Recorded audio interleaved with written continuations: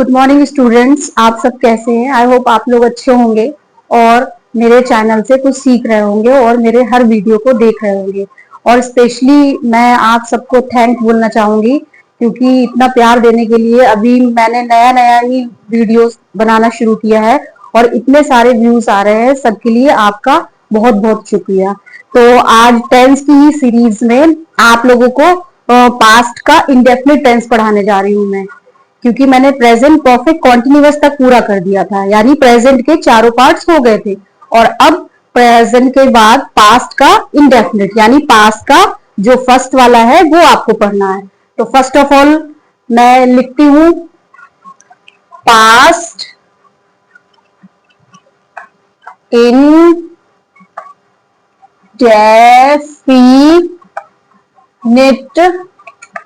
Tense. Tense ऊपर डला ही हुआ है, नीचे पास्ट इंडेफिनिट टेंस।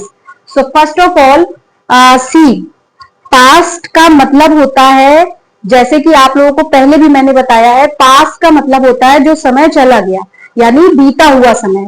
अब बीता हुआ समय की बात हम करें तो आपको सबसे पहला जो मैंने वीडियो बनाया था वो सिंपल प्रेजेंट और सिंपल पास्ट का। जैसे वो एक लड़की थी तो वहां हम वॉज वर का यूज करते थे और वहां पर ये स्ट्रक्चर नहीं होता था, लेकिन टेंस वाला स्ट्रक्चर नहीं होता था। तो अभी यहां पर क्या है कि पास्ट इंडेफिनिट का मीन्स है कि पास्ट टेंस में कोई काम शुरू हुआ था और पास्ट में ही खत्म हो गया, यानी कोई काम पास्ट में बीते हुए समय में शुरू हुआ था और वहीं पे वो एंड हो गया, अभी से उसका कोई लेना देना नहीं है। फॉर एग्जाम्पल के लिए जैसे कहूं मैंने उस लड़के को देखा, ठीक है, या मैंने उस लड़के को देखा था। अब सोचिए कि पास्ट में काम मैंने मतलब कल उस लड़के को देखा होगा और वो वहीं पे बात खत्म हो गई। तो इसकी जो पहचान होती है, जैसे आप कैसे आइडेंटिफाई करेंगे हिंदी में, तो वो एक बार देख लीजिए। हिंदी के जो सेंटेंस है वो एक तो सॉरी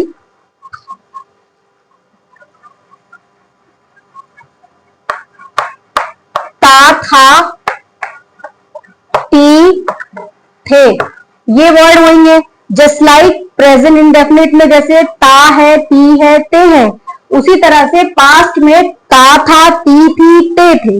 और इसके अलावा भी वर्ड होते हैं, जैसे लास्ट में आड़ा वर्ड आ जाएगा और चा वर्ड आ जाएगा, या वर्ड आ जाएगा, या छोटी ई या बड़ी ई आ जाएगी, या खा वर्ड आ जाएगा।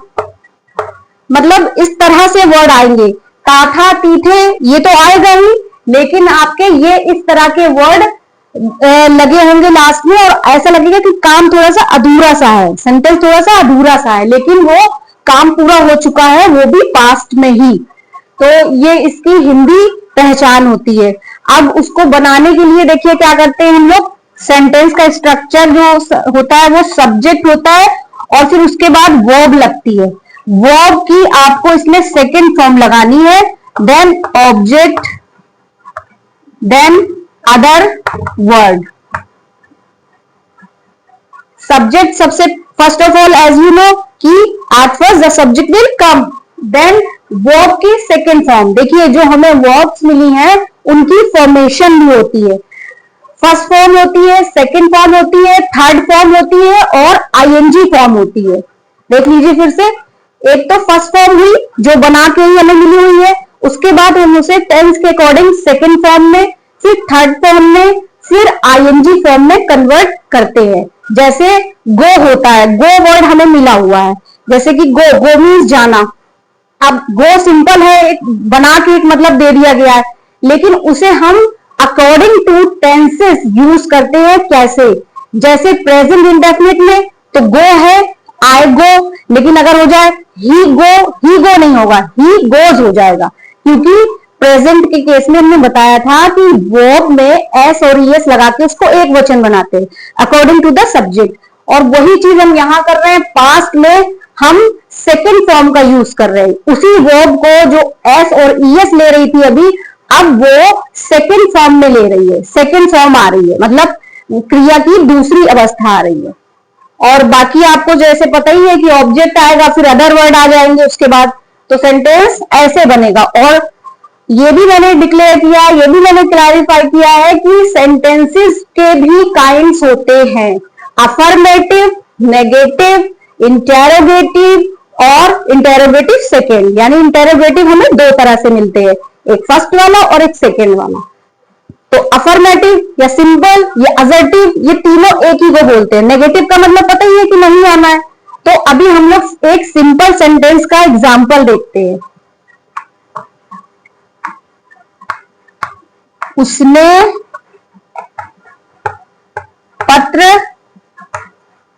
लिखा। देखिए अभी ऊपर मैंने आपको बताया था कि खा भी आएगा, तो उसने पत्र लिखा यानी वो पास्ट में बीते हुए समय में उसने पत्र लिखा और वो लिख चुका, मतलब पूरा काम हो गया है। तो सेंटेंस का स्ट्रक्चर ऐसा होता है। अब इसी को हम लोग ऐसे भी कर सकते हैं कि वह पत्र लिखता था। बताइए इस सेंटेंस में क्या डिफरेंस है? No difference. These both are in past indefinite. अभी मैंने आपको ऊपर बताया था था, यानी ये था देख लीजिए और यहां पर खा देख लीजिए। तो डिफरेंस कोई नहीं है, सिर्फ हिंदी में लिखने का तरीका अलग है, बाकी इंग्लिश जब मेक करेंगे तो वो एक ही तरह से होगी। तो थोड़ा सा ये देख लीजिए कि किस तरह से पूरा बताया हुआ है मैंने, उसके बाद मैं इसको इरेज कर देती हूँ।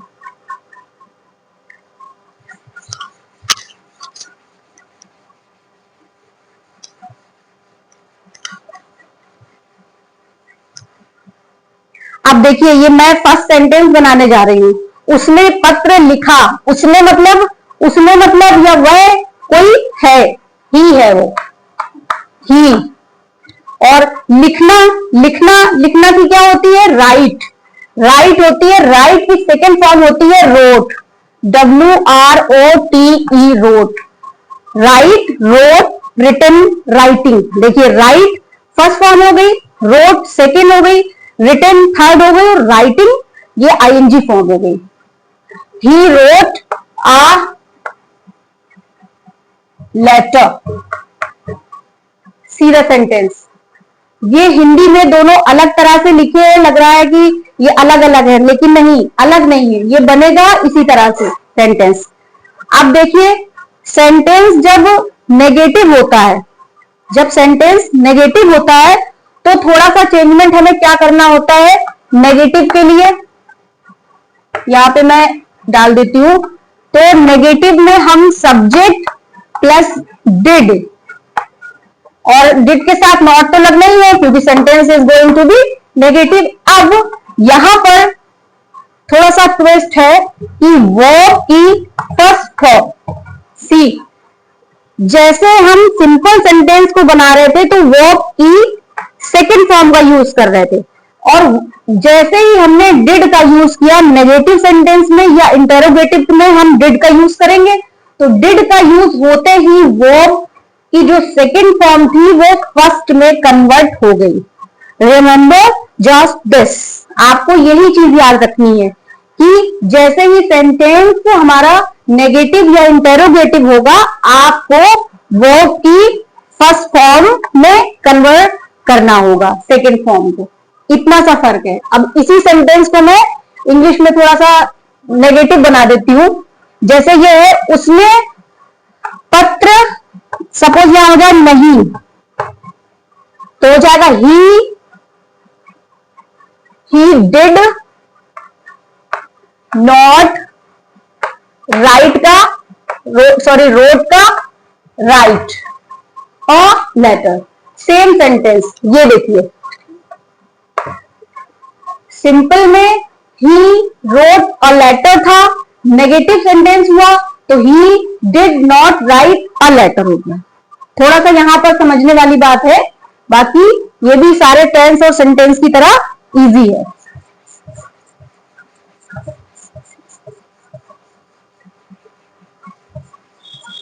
अब इसी में हम इंटेरोगेटिव सेंटेंस देखेंगे। इंटेरोगेटिव फर्स्ट वाला सेंटेंस कैसे लिखेंगे? क्या उसने पत्र लिखा? क्वेश्चन मार्क लगाएंगे क्योंकि ये इंटेरोगेटिव सेंटेंस है। अब जैसे कि मैंने कई बार बताया है कि क्या से शुरू होने वाले सेंटेंस में क्या की इंग्लिश हम लोग लिखते नहीं है, क्योंकि हमें यहां पर एक फॉर्मूला दिया गया है। वो फॉर्मूला है हेल्पिंग वर्ब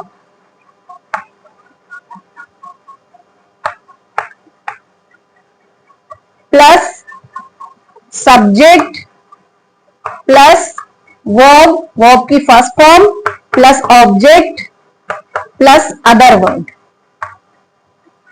ये देखिए हेल्पिंग वर्ब, अब हम लोग पास्ट का इंडेफिनिट कर रहे हैं तो इसलिए हेल्पिंग वर्ब यहां पे क्या लग रही है, डिड लग रही है ना। तो सबसे पहले हम क्या करेंगे, डिड, उसने यानी ही लिखा, write a letter, did he write a letter, ये सेंटेंस का स्ट्रक्चर बना। अब अगर यही सेंटेंस इंटेरोगेटिव सेकेंड टाइप पे हो तो देखिए हम लोग क्या करते हैं, थोड़ा सा हेर फेर और हो जाता है यहां पर कि जैसे सेंटेंस हो जाए उसने पत्र क्यों लिखा, क्यों लिखा। अब क्यों वर्ड जो है वो इंटेरोगेशन वर्ड है, यानी कुछ आस्किंग हो रही है, कुछ पूछा जा रहा है कि पत्र क्यों लिखा। तो ये जो वर्ड है सबसे पहले हम लिखते हैं, इसमें क्या होता है इसका फॉर्मूला कि question word plus helping verb. Helping verb में आप डिड ही लगा रहे हैं तो मैं यहां डिड लिख देती हूँ क्योंकि कुछ कंफ्यूजन ना रहे, यहां पर थोड़ा सही से लिख देती हूँ हेल्पिंग वर्ब, और हेल्पिंग वर्ब यहां डिड लगेगी, फिर वर्ब आएगी, वर्ब की फर्स्ट फॉर्म और उसके बाद ऑब्जेक्ट एंड अदर वर्ड। अब सेंटेंस को I am going to make, उसने पत्र क्यों, क्यों मतलब सबसे पहले क्वेश्चन वर्ड, क्यों वाई, सी वाई, फिर क्या कह रहा है हेल्पिंग वर्ब डिड लगेगी, डिड, फिर क्या कह रहा है कि यहां पर सब्जेक्ट आएगा ही, फिर वर्ब है राइट आ लेटर और क्वेश्चन मार्क लगा दिया जाएगा। ये देख लीजिए सेंटेंस इस तरह बनेगा, why did he write a letter. ये मैंने आपको चारों फॉर्म में बता दिया है, सिंपल बता दिया है, नेगेटिव बता दिया, इंटेरोगेटिव के दोनों टाइप बता दिए। आप लोग इसी की प्रैक्टिस कर लें।